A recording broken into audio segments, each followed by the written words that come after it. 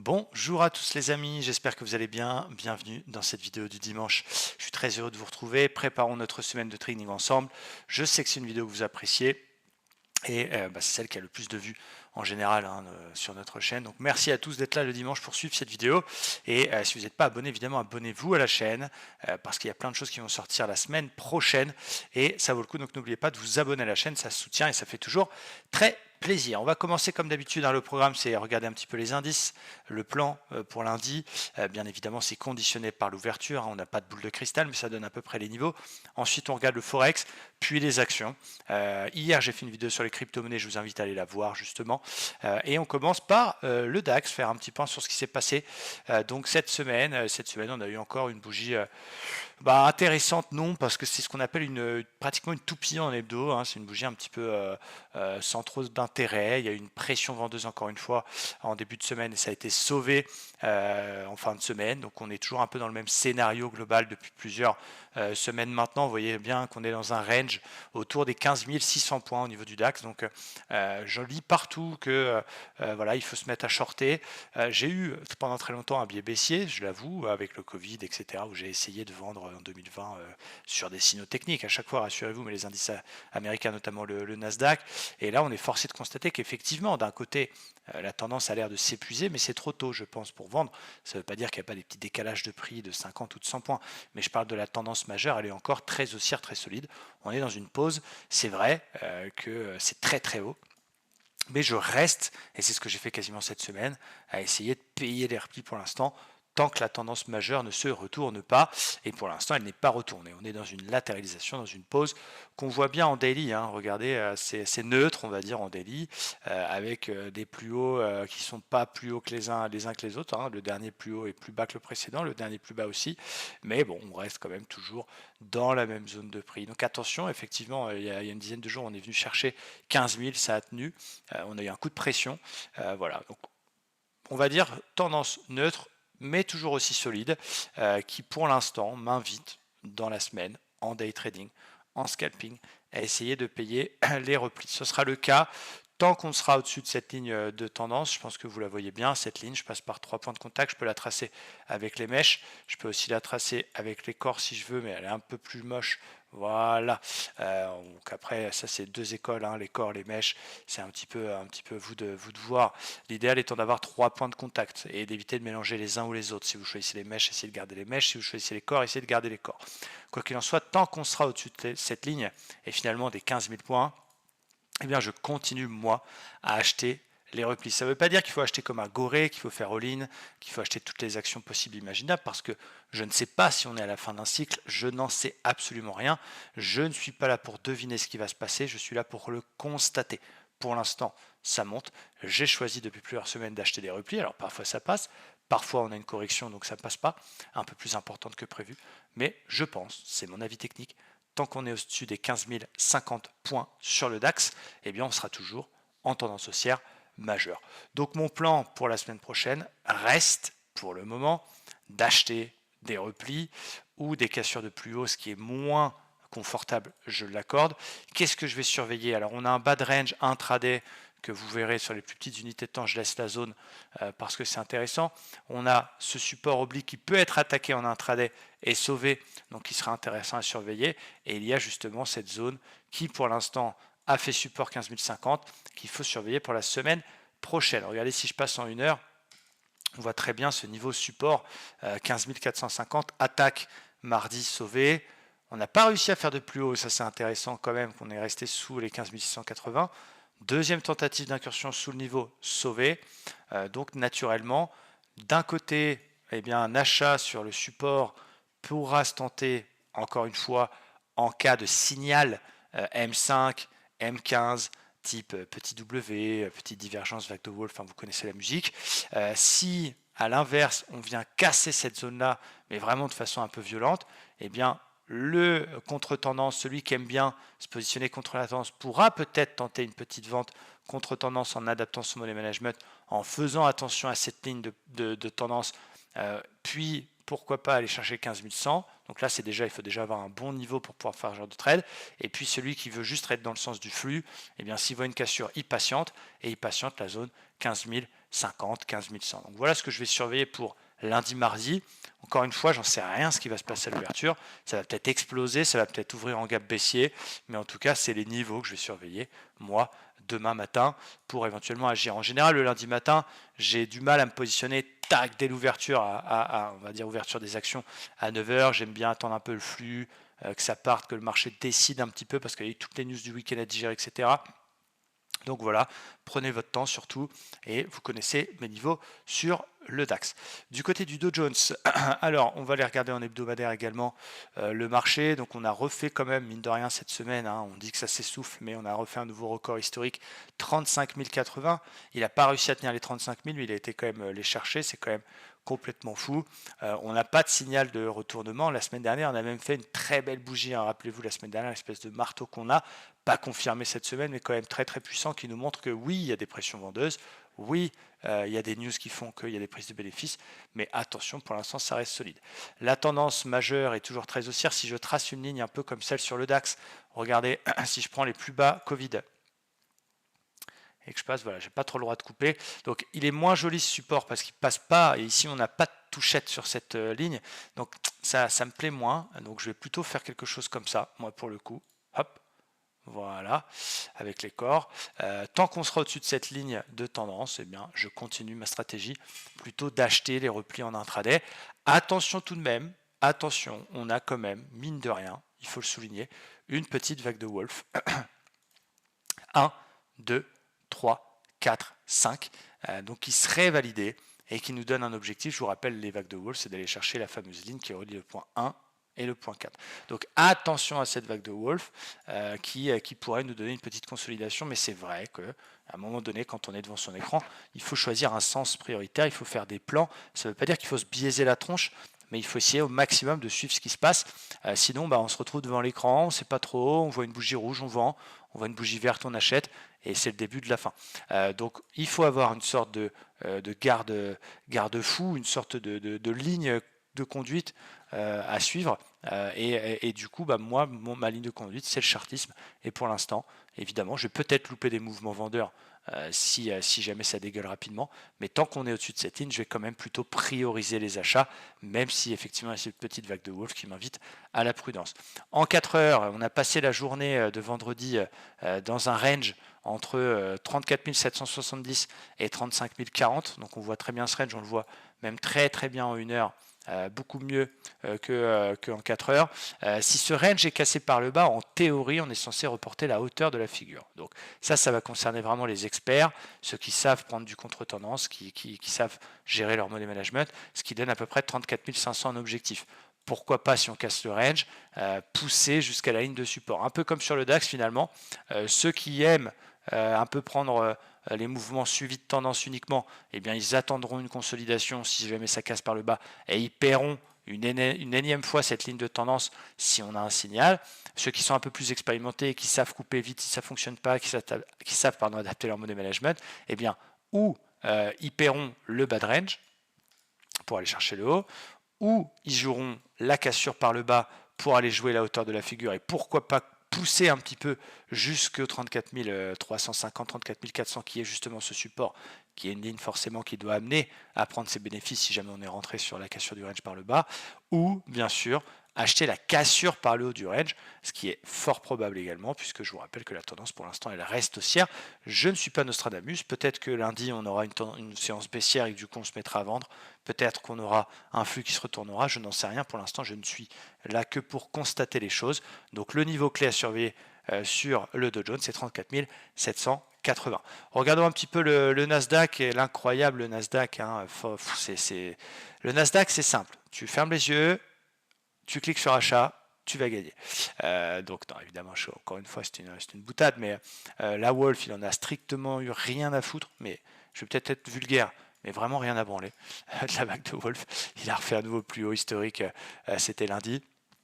Pour l'instant, il est super solide, et c'est fou à quel point toutes les petites corrections sont achetées. Je vous montre juste un exemple. Dans les méthodes qu'on utilise, on va utiliser les méthodes dites FRTM, donc figure de reprise de la tendance majeure. Là, pour le coup, la tendance majeure sur le Nasdaq, elle est haussière.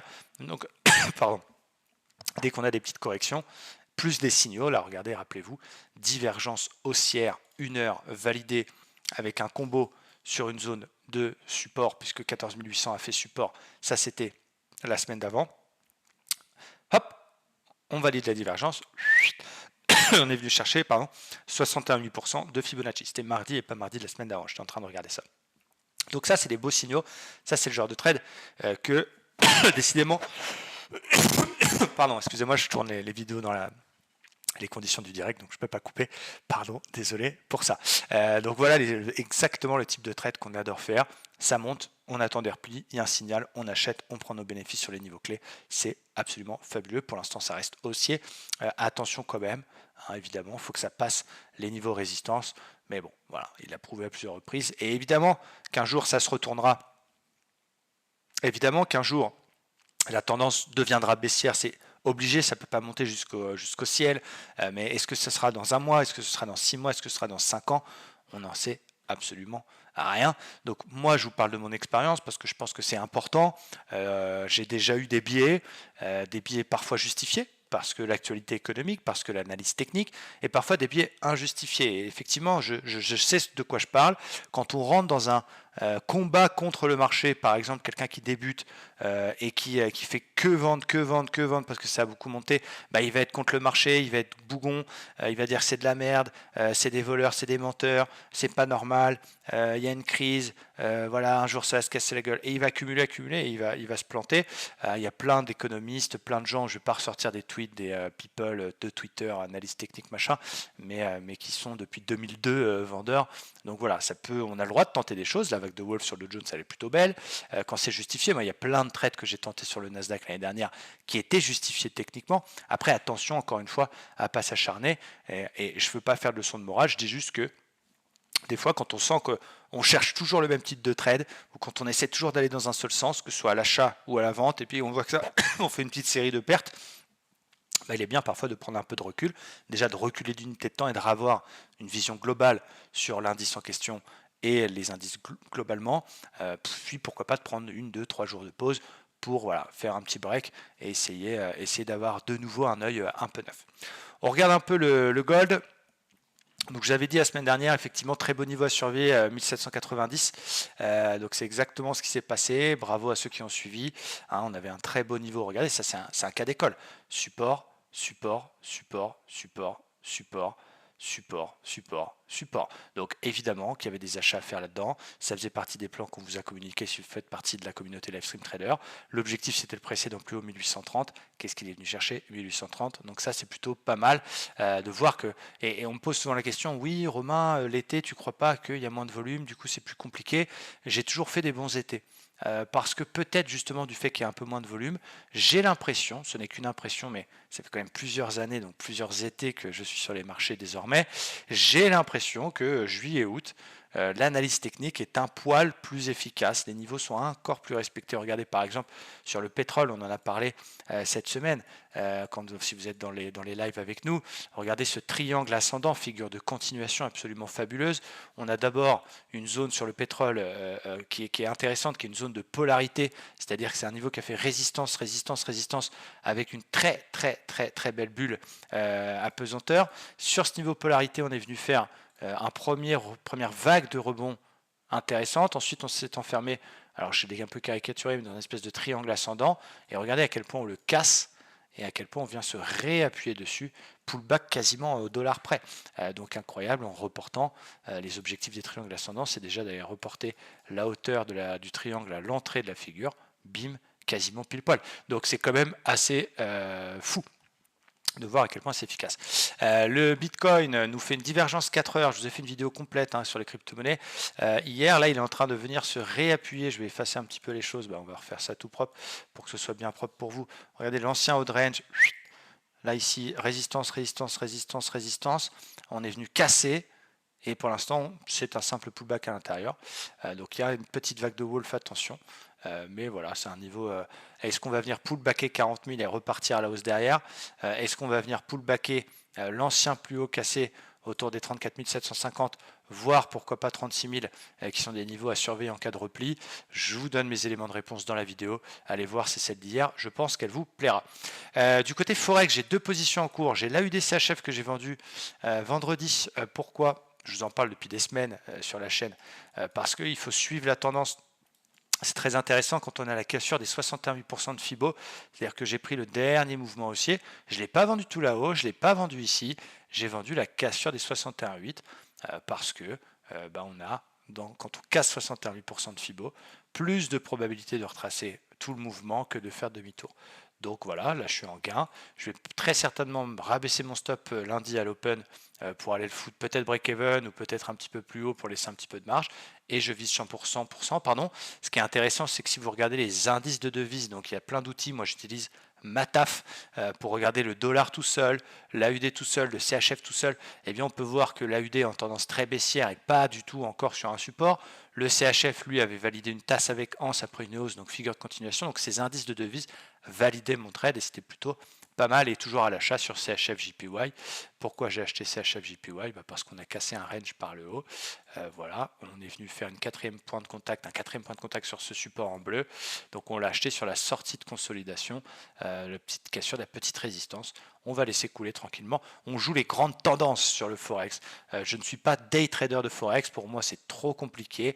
Il y a beaucoup trop de faux signaux. Il y a beaucoup de news dans le calendrier économique au fil du jour.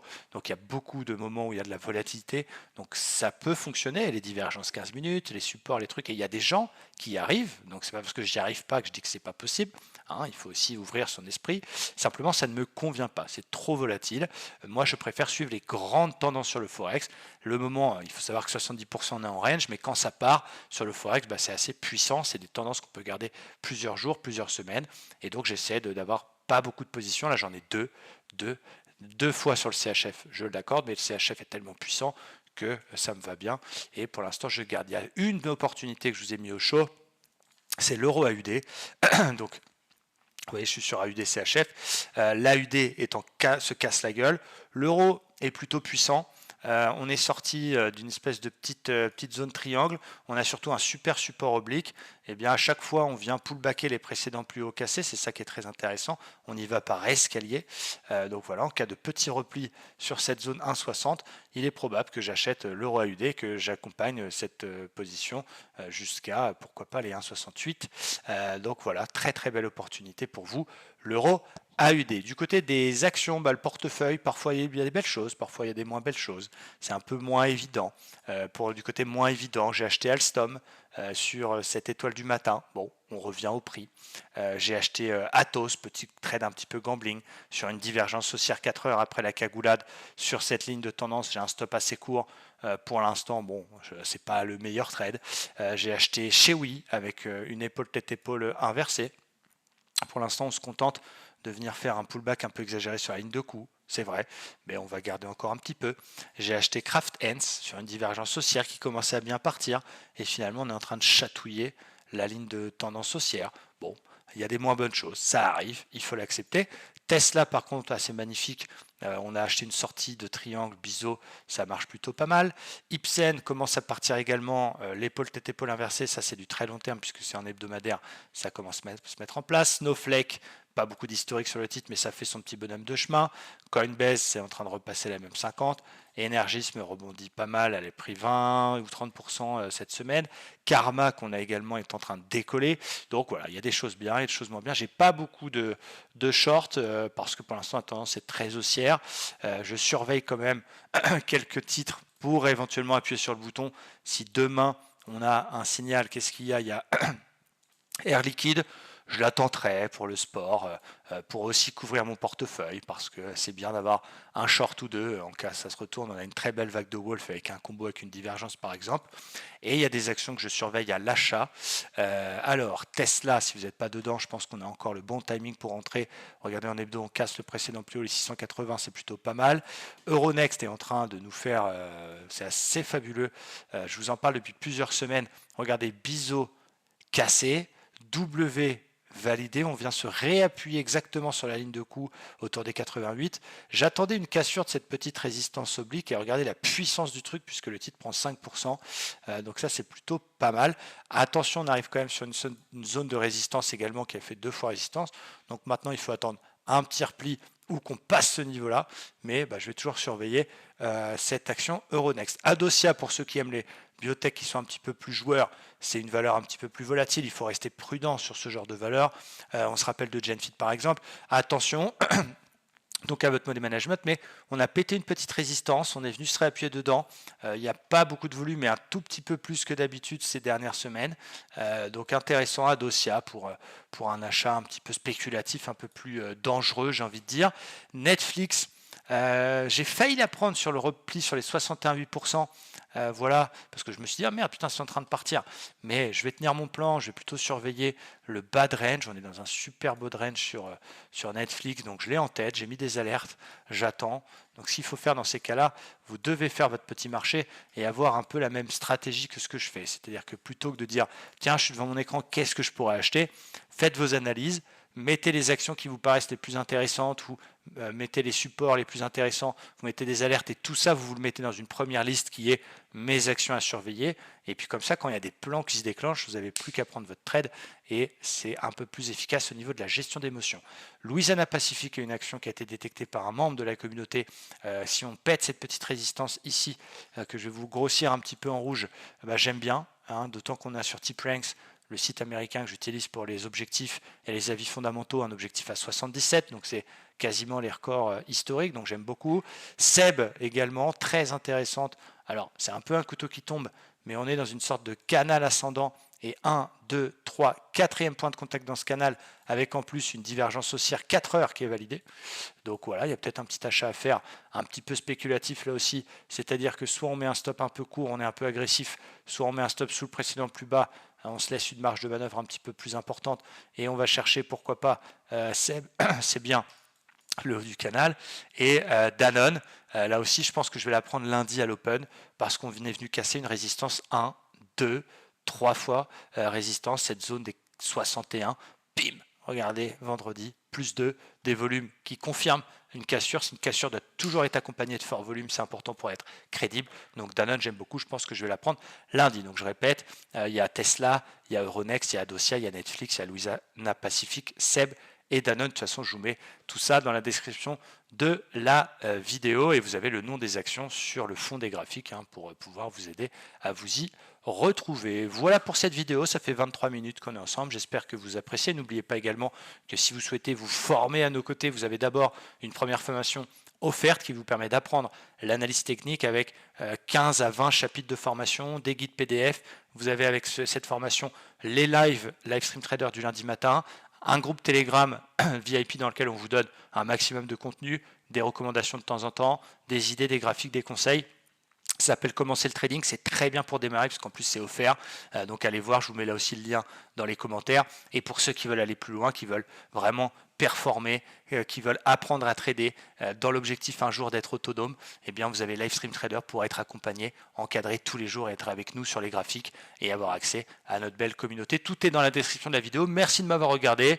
Je vous dis à cette semaine, je vous prépare des belles vidéos et des belles surprises. Merci à tous, très bonne fin de dimanche et à bientôt. Ciao.